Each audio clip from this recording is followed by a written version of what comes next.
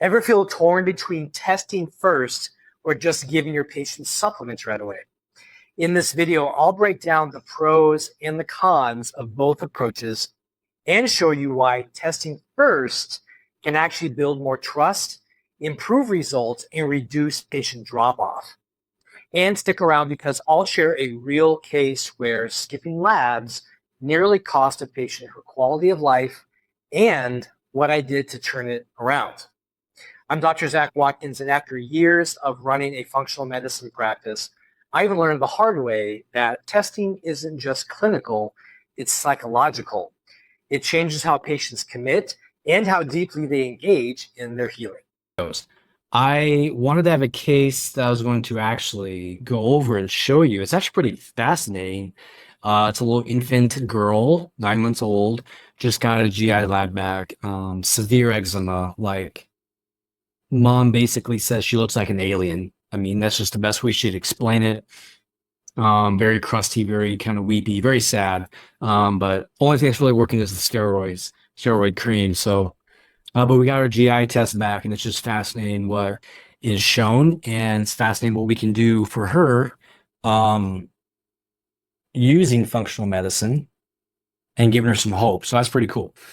But I think this week I only really had one. I talked to a provider today who sent me a question that I thought was good, so I thought I'd bring it up and address it, and maybe that serves you, and it'll keep this kind of Q&A pretty short. By the way, if you have questions, you can email me if you want. It's zac@drzacwatkins.com. You can post them in the chat here, or you can message me in the chat, or you can post them in the group. But hopefully you gain some value and you learn some things along the way. I've talked, been talking to more of you, especially today. Just you're starting out, you're learning, you're anxious, and there's lots to do. And there's a lot of information out there. I think the trust factor for not only our patients, but even for us as providers is very low. There's a lot of people that are touting a lot of like get rich quick and implement fast kind of processes. And to be honest, this is what I do with providers, our team. But I think by my nature, I hate conformity. I go against the flow. All I care about is serving others, getting them what they want, because it makes them successful.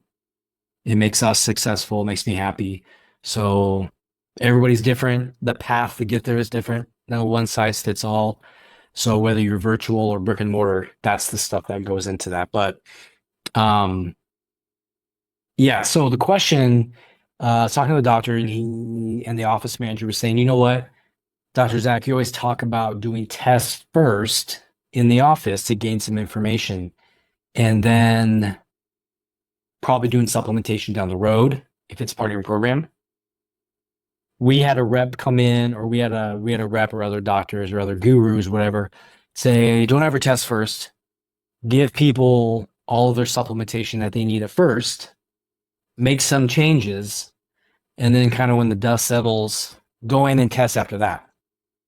And they wanted my opinion, and of course, I disagree with that. And you guys may disagree too. There's people that may disagree, and that's fine. This isn't really honestly, I don't think there's a right or wrong answer. I come at it a specific way, which I would encourage you to think about.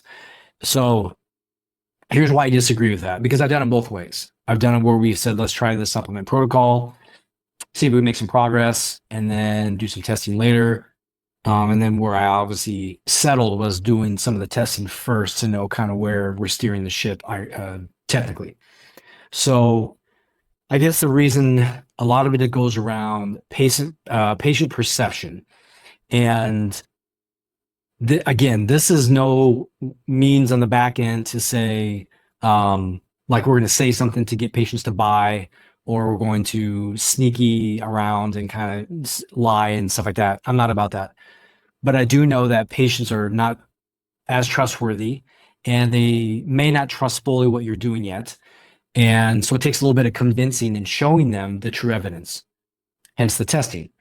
So I think when you do, think of it as a patient perspective. You come in and you're having some maybe gut problems, some GI health issues, you're metabolically unhealthy way, and we say, you know what, we're going to set you up on this list of this stack of supplements. It's a gut stack or adrenal stack. Stack is the popular word now. We're going to use the stacks. We're going to do these protocols for you, these supplement protocols. We're going to give you a diet guide, and we're going to let you loose and you go after it. And we'll check in a few weeks. And are they going to get results? Probably. And I think, though, the hard thing is when patients come back, the perception in their mind is, well, I already paid for a thing to solve my problem. Why do I need to come back and buy another thing for that same problem? Because I already think I solved it, if that makes sense. They purchased something, think of it as whatever the supplement stack or protocol is. They bought a thing. In their minds, they've solved the problem. They go away, they're happy, they didn't spend that much money. And then maybe get some good results. I'm not saying they don't. Most people are sick anyway, that anything they do doesn't get the results. So I think that's where it gets more difficult, because now you have a patient that's kind of off, kind of out in the weeds now, and they may be getting better. And I know that's the ultimate goal, but I think, at least in my experience, the more you look at people's health and blood work and all that kind of stuff, there's a lot of work that needs to be done, and that takes months, not just, a quick fix. So it's harder to get that patient engaged to say, you know what, I do want to do that. There is a provider I talked to that said, well, we build in the testing afterwards, and they know it. And I'm like, yeah, patients are going to read through that too. And they're not going to want to do that, because especially if they go home and do the protocol you gave them with no testing, they get better. And they're like, okay, this is great. Now let's do the test that you already bought. They're not going to want, they're going to be like, hey, that's, $400 I could get back. Just give me that back. I'm feeling better. So you start to lose the patient's track, the thinking, especially most of them are medical minded, meaning they're trained, just watch TV every night. They're trained to go get a drug to fix their symptom, and that's all they got to do. So we got to get them out of that mindset. You and I both know functional medicine, use the word buzzword if you want, nutrition, lifestyle medicine, whatever it is. It takes a while. Cells turn over, that takes their time to turn over. So you got to get them new nutrition, new oils in the body, stuff like that. So it takes some time. So to lower the inflammation, the eicosanoids, the prostaglandins, the things that are going to drive that inflammation. I do know of a provider who's kind of well known in the industry. He's kind of a guru back in the day, where his main practice was, he lived in a state that he couldn't do anything, no testing, really anything. And he just blew it up with supplements. I mean, everybody was buying supplements, 10 bottles of things every time they came in. They did a few body comp testing and stuff like that. And he got really good results. He got very popular too, seeing celebrities and stuff. So I think that works. But on the flip side, when I know who that is, there's a lot of selling that's going involved with that. He's well known. He's kind of famous. People are going to trust whatever he says on the get-go because they already bought into whatever he said. When it's just us, kind of, no names, it's a little harder to kind of sit back and say, trust me, do all this stuff and you'll be fine.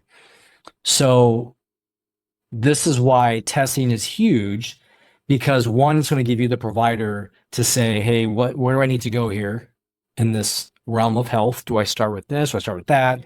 And that differs basically on your probably philosophy and what you want to do in your niche.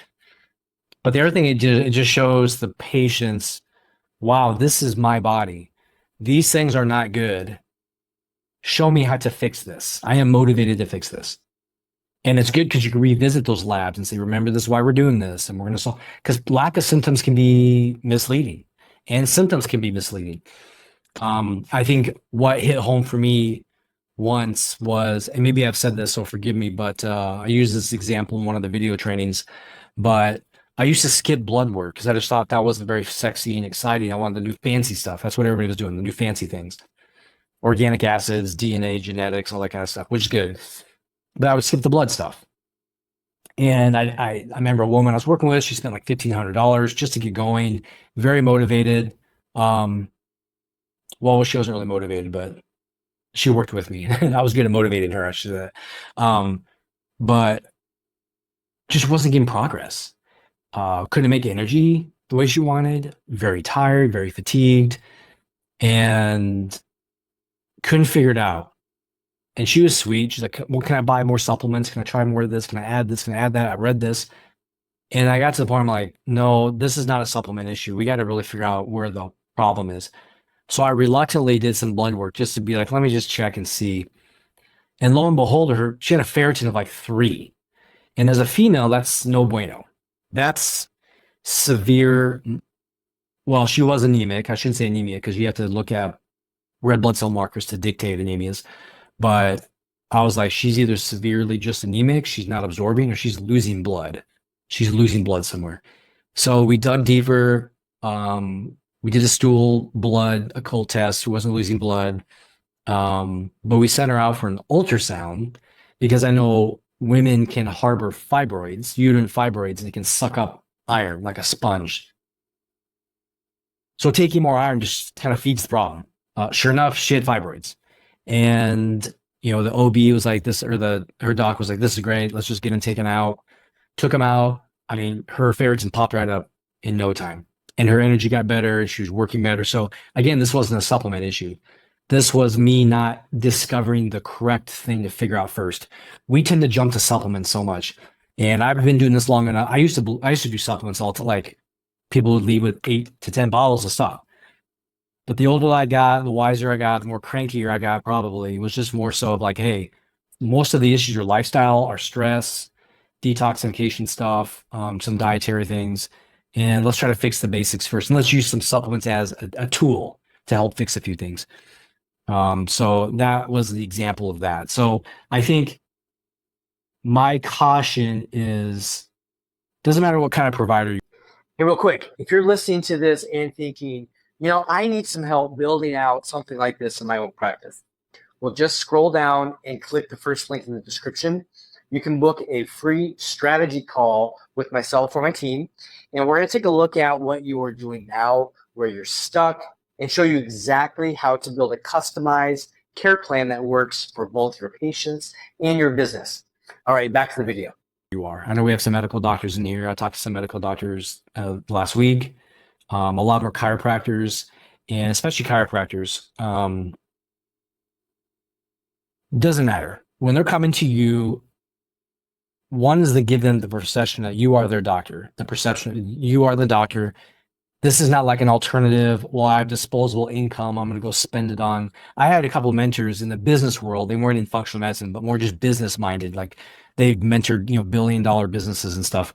And they would say, well, what you do is just a commodity. It's just disposable income. If people want to buy this kind of healthy alternative crap, they'll pay for it. But in a bad economy, they're not going to.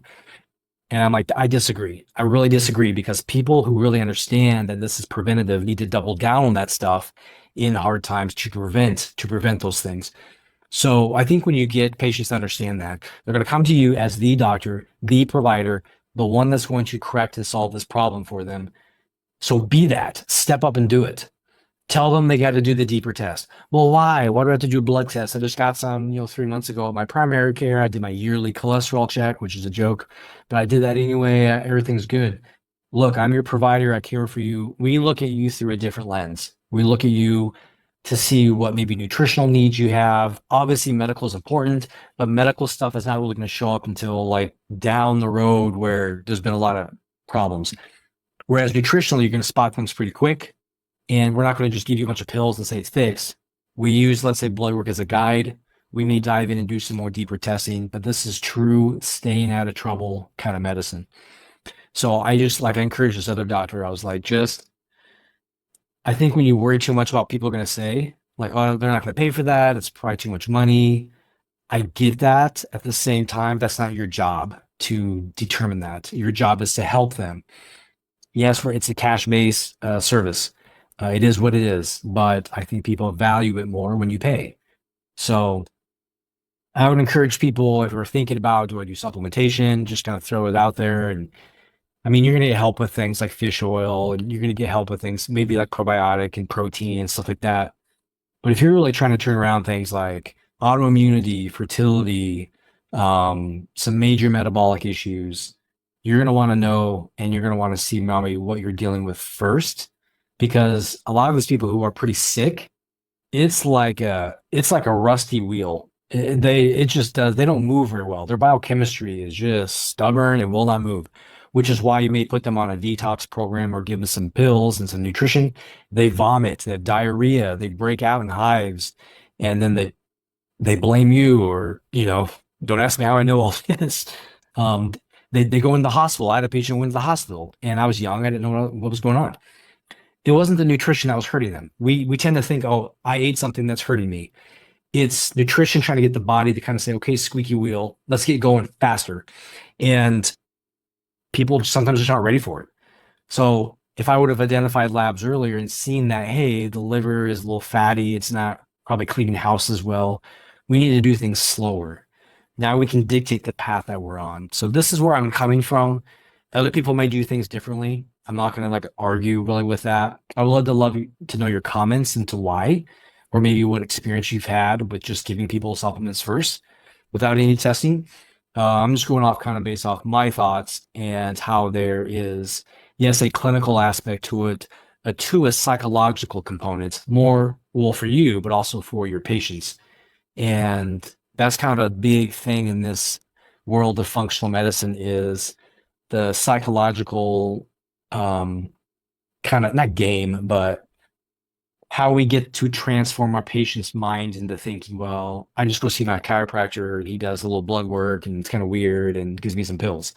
To I go see this guy or girl, gal, I don't know what kind of doctor they are. I don't care. They get crap done. They transform people's lives. I'm in. And that's where you want to get. That's kind of where we got, especially in my practice. Most people didn't even know who I was, what I did. They just heard things and they just needed help. And we were there and spoke truth to them. So I hope this helps. That's the only question that really came across that stood out to me this week. And I couldn't get my case study up. Honestly, I wanted to finagle with it and kind of cross out the name and stuff because I know HIPAA and all that stuff. But I didn't get it done in time. My editing skills are struggling. So I will try to get that done, either put it in the group or we'll talk about it next time. Otherwise, if you have questions, be sure to post them. We're going into Q2.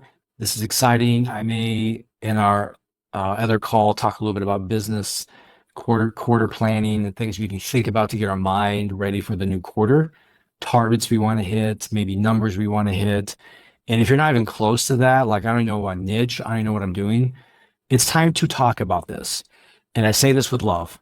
I've been the kind of person that sits on the fence and says, well, I'll just go by and work. I'm going to get paid. Things are well. But to change, you got to get a little uncomfortable. You got to make some steps to get outside the box. How are we going to make those differences? Are we going to implement things like functional medicine? How are we going to get there? What are the plans to do it? Who are we going to be around and associate with to change? All those things that we can help you with. But post those questions if you have any. You can message me privately and we'll go from there. Thanks for your time. Enjoy your week. Hey, before you go, make sure to hit that subscribe button so you never miss a video.